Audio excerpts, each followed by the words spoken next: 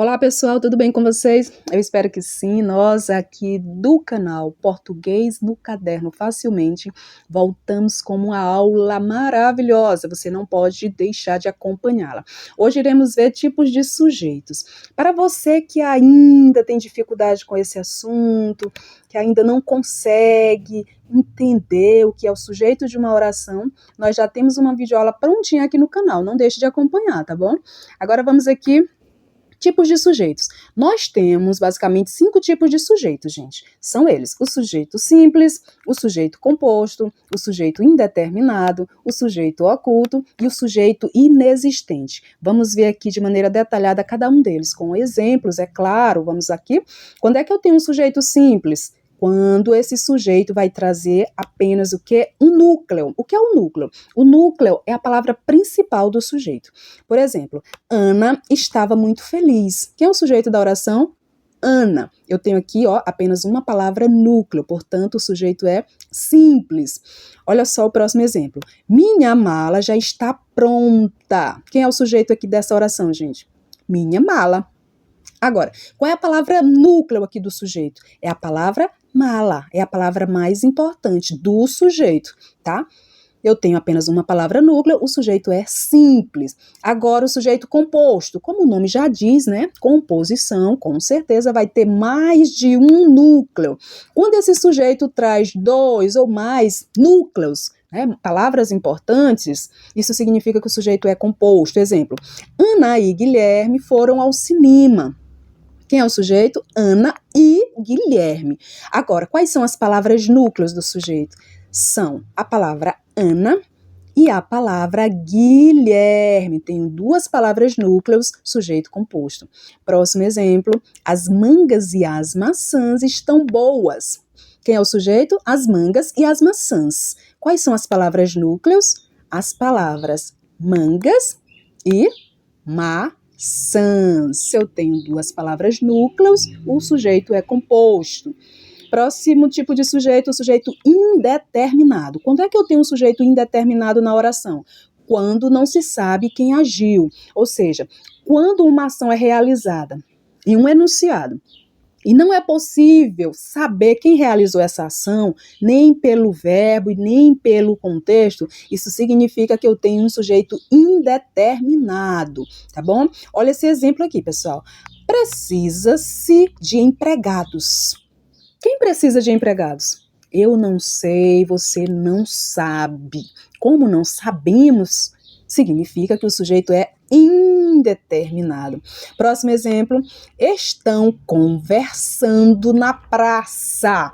O enunciado diz que tem pessoas conversando na praça, mas quem são? Eu não sei.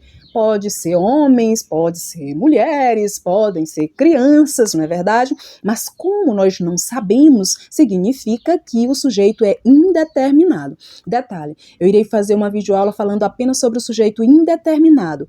Por quê? Para você reconhecê-lo, por exemplo, estudar para um concurso, para um vestibular, e você saber identificar direitinho esse tipo de sujeito, é necessário que você compreenda as regras para isso, tá bom? Então, depois a gente vai ver os tipos de verbos que costumam abordar esse tipo de sujeito, ok?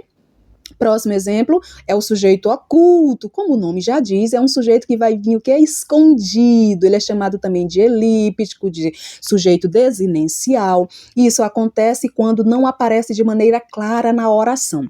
O sujeito oculto, apesar de ele vir escondidinho, ele não é indeterminado. Ele é um sujeito determinado. Por quê? Porque é possível saber a quem está se referindo a ação verbal.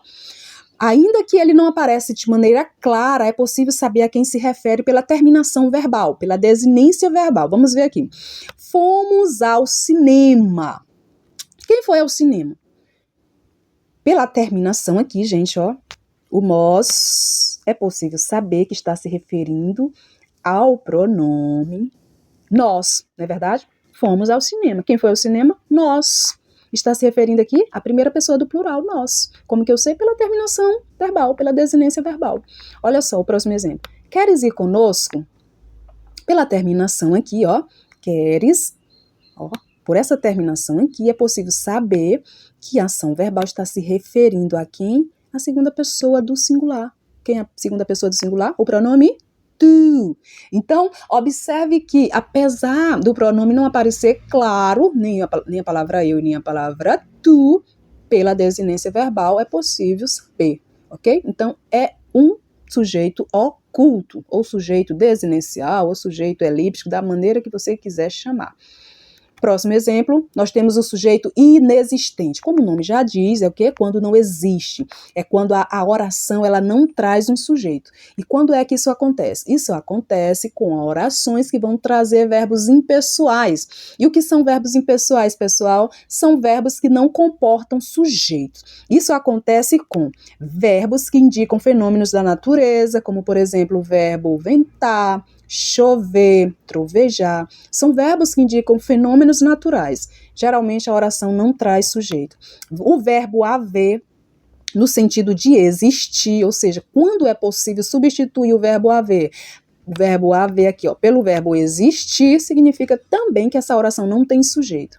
Quando você tem o verbo fazer indicando tempo, também a oração não vai comportar sujeito. Veja aqui alguns exemplos. Olha, choveu a noite inteira. Aqui eu tenho o verbo chover. É um verbo que indica um fenômeno natural, não é verdade? Portanto, a oração não tem sujeito. Observe que não tem uma ação verbal se referindo a uma pessoa, a um lugar, nada, tá?